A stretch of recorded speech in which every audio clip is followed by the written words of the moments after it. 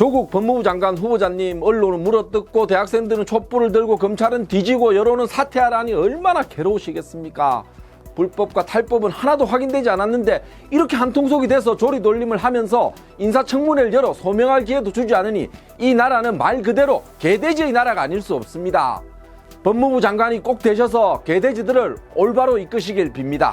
개돼지들은 기아와 가족이 문재인 정부가 내건 기회의 평등, 과정의 공정, 결과의 정의를 당신이 무너뜨렸다고 합니다. 패배자의 푸념일 뿐입니다. 풀은 바람보다 먼저 일어나기도 하지만 먼저 눕기도 합니다. 지금 개돼지들이 일어나는 조짐이지만 괴념치 마십시오. 언제 그랬냐는 듯이 다시 누울 것입니다. 복지 안동하다 이제 귀하를 지지하며 일어서는 개돼지들도 있으니 그대로 쭉 가시기 바랍니다. 그래서 귀하 같은 능력자가 돈과 명예와 권력을 모두 지는 사회를 만드십시오. 그게 바로 문재인 정권식 평등하고 공정하며 정의로운 사회 아닙니까? 조국 만세!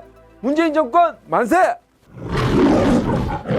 이제 조국 전국도 슬슬 신물도 나고 지칩니다. 온 나라가 한 달 가까이 홍역을 앓듯이 좌우 진영이 갈려서 조국 사퇴하세요, 조국 힘내세요를 반복하고 있습니다. 2일, 3일로 예정돼 있던 인사청문회는 가족 증인 채택 문제로 물 건너가고 2일 조국은 국회에서 기자회견으로 대신했습니다. 조국을 법무부 장관으로 임명한 문 대통령은 에라 모르겠다 지금 동남아 3개국 순방을 떠나 있습니다. 지명 철회할 뜻은 없어 보입니다. 엉뚱하게도 조국 후보자가 딸을 위해서 온갖 편법과 특혜를 동원해서 좋은 대학교에 넣었던 그 부도덕성과 이로 인해서 대한민국 학부모와 청년들에게 좀 박탈감은 언급하지 않은 채 대입제도 전반을 재검토하라 이런 메시지만 남긴 채 성남 서울공항을 통해서 공군 1호기에 탑승해서 지금 동남아에 가 있습니다. 뜬금없이 성동격서라는 사자성어가 떠오르기도 합니다. 손자병법에 나오는 36개 중에서 성정계의 제6개에 해당하며 한비자의 설림상편에도 나오는 말인데요. 한자 뜻을 풀이하면요, 동쪽에서 북을 둥둥둥둥 올리고 서쪽을 친다는 이런 뜻입니다. 엄밀하게 따지면 지금 이 상황과는 조금 결이 다른데요. 한번 봅시다. 역대 그 인사청문회 후보자들의 각종 의혹을 전부 합쳐놓은 것처럼 부도덕함과 반칙, 편법, 특혜의 결정판인 조국 후보자를 지명 철회하라는 그 민심의 여론에는 싹 입을 닫아버리고 엉뚱하게 전선의 반대 방향인 대입제도를 치라는 메시지를 던지니까 이 성동격서 한자성어가 살짝 머릿속을 스친 듯 합니다. 조선시대 왕도 민심을 천심으로 여겨서 잘 받들고자 했고 그렇지 못했을 경우에 큰 역풍을 맞기도 했습니다. 수백 년이 흘러 시대는 바야흐로 21세기 대의민주주의 시대입니다. 하물며 우리 국민들이 선출한 5년 임기의 대통령이 민심을 떠받들기보다는 등지는 이런 선택을 하며 오로지 자기 사람 우리 편만을 챙기는 정치를 한다면 그것은 나라의 망조가 들게 하는 것이라는 것을 명심해야 합니다. 중국의 현인 순자는 수능 제주 영능 복주라는 말을 했습니다. 이거 풀이하면 많이 들어보신 말일 텐데요. 임금은 배이며 백성은 물이다. 물은 배를 띄우기도 하지만 물은 배를 뒤집어 엎어버리기도 한다는 의미입니다. 아직은 현 정권의 지지층이 무너지지 않고 있지만 이미 데드 크로스를 넘어 이제 부정적 평가가 더 높아졌다는 얘기죠. 50% 이상이 반대하면 자칫 일찍 내임덕이 올 수도 있습니다. 게다가 내년 총선에 악영향을 끼쳐서 집권당인 더불어민주당이 형편없는 총선 성적표를 받을 수도 있습니다. 여야 모두 조국 블랙홀 전국에서 한 발씩만 물러서 봅시다. 장관 인사청문회는 말 그대로 후보자의 자질과 도덕성을 검증하는 자리이고 여야는 자신의 정파적 이익을 앞세워서 한쪽은 물어뜯고 한쪽은 봉합수술을 하는 그런 정권 주도권 다툼의 장인 것은 맞습니다. 좋습니다. 그렇다면 진영이나 정파적 논리를 떠나서 조국 후보자의 가족 사모펀드를 이용한 이상한 재테크 과정과 웅동학원의 사학 비리 의혹, 딸 제1논문 저자 특혜 및 장학금 혜택 등 현재까지 확인된 팩트만으로도 국민들이 부적격 판단을 내린 것으로 봐도 무방하지 않습니까? 굳이 인사청문회를 하지 않아도 반대 여론이 압도적으로 높은 것으로 확인됐습니다. 인사청문회 도입 이후에 이 정도 종합선물 세트 의혹을 가지고 버텼던 후보자는 제 기억에는 없었던 것 같습니다. 이 야수의 개인적 소견으로는 그동안 자신이 다른 국무위원들에게 한 독서를 생각하며 도대체 일말의 양심이라도 있나 이런 의구심마저 들기도 합니다. 제발 문 대통령과 집권당이 조국 후보자를 진보 이념의 종합 세트 이렇게 묶어서 여기서 밀리면 끝장! 갈 때까지 간다 이런 진영 논리로 접근하지 않기를 바랍니다. 하지만 정치판이 그랬듯이 안타깝게도 항상 제 발언과는 달리 대통령과 집권당은 민심을 역행해도 좋으니 지금 밀어붙일 태세입니다. 가재는 개편, 초록은 동색이라고 진보 동지들도 지금 객관적인 시각으로 조국 후보자를 냉정하게 바라보기보다는 진영 간의 대결로 이끌면서 조국 구하기에 혈안이 되어 있습니다. 유시민 노무현 재단 이사장은 대학생 촛불 집회에 나선 청년들의 분노마저 정파적으로 몰고 가고, 지난달 31일 김해 봉화마을에서는 조국 위선자 피의자라는 건 다 헛소리, 조국 편드는 진영 논리의 행포이자 반지성주의의 선동이라고 단정을 했습니다. 조정래 아시죠? 조정래 유명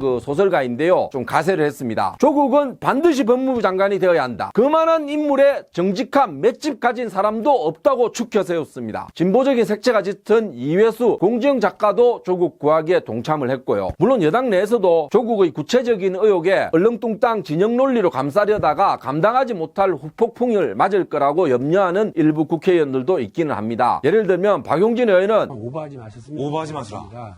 몇몇 의원들은 이명박 정부 때 권재진 민정수석을 법무부 장관으로 기용했을 때 다음 총선은 물론 대선에서도 공정성을 유지할 수 없을 것이라고 비판했는데, 자칫 그런 논리에 우리도 역풍을 맞지 않을까 하는 우려하는 분위기도 있다고 합니다. 사색과 여유, 양보와 희생, 봉사와 헌신, 타협과 상생, 이런 아름답고 우아한 단어가 사라진 뻘밭 대열투의 대한민국 정치 현장인데요. 요즘 조국 정국을 보면 조관우의 늪입니다. 가려진 커튼 틈 사이로.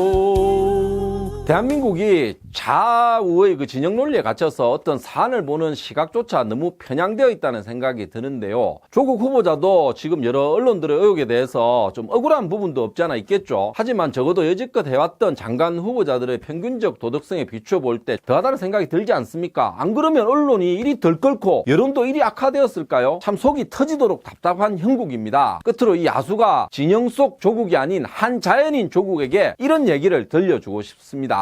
율곡 이인은요, 성악지교 용연장에서 선비에 대해서 이렇게 얘기를 했습니다. 선비는 스스로를 잃지 아니하고 영달에도 도를 떠나지 아니하기 때문에 백성이 실망하지 아니한다. 나아가 물러남은 운명일 뿐 어찌 사람 탓일까? 본래 일찍이 응거하려 하지 않았거늘 3번씩 글 올려 임금께 사직하고 이려 편주에 몸실은 외로운 신하, 못난 제주 밭가리에만 적합할 뿐 푸른 꿈이 헛되이 북극성을 두른다. 초가집 돌밭 옛일도 돌아오니 반평생 심사 가난 걱정 않는다. 이런 선비에 대한 시를 남겼습니다. 이 말뜻 대충은 아시겠죠? 제가 이에 빗대서 한 말씀만 더 얹겠습니다. 관직에 진출한 선비는 자신으로 인해 국론이 낭비되고 대신들 사이에서 논란이 계속된다면 그 논란의 시시비비를 떠나 마땅히 물러나 왕의 국정에 대한 부담을 들어주는 것이 도리입니다. 대한민국 최고의 명문대이자 최고학과 서울대 법대의 교수이니 부디 5천원권 주인공 율곡 이의 선비의 물러남에 대한 고언을 잘 새겨보시기 바랍니다. 이상 야수 이빨이었습니다. 괜찮아요? 이상하게 생겼네.